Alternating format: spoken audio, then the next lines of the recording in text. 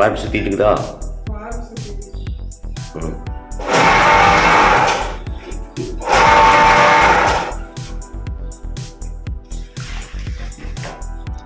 இப்படி காலில் தான் பெடல், காலில் மிதிச்சுக்கிறதுல. ம்.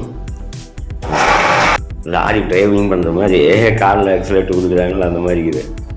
காலில் தான் சுவிட்சு.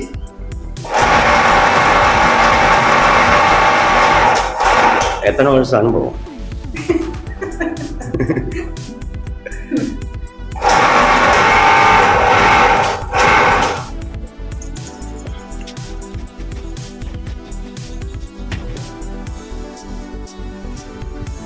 ஜிங்ஜாங் வித்தை, ஜிங்ஜாங் வித்தை. போய் தட்டுறது இப்படி எல்லாம் கஷ்டப்பட்டு பணம் வாங்குவோங்க. வாங்கும்போது சந்தோஷமா இருக்கும். ஆனா அது போற இடம் எங்கன்னே தெரியாது.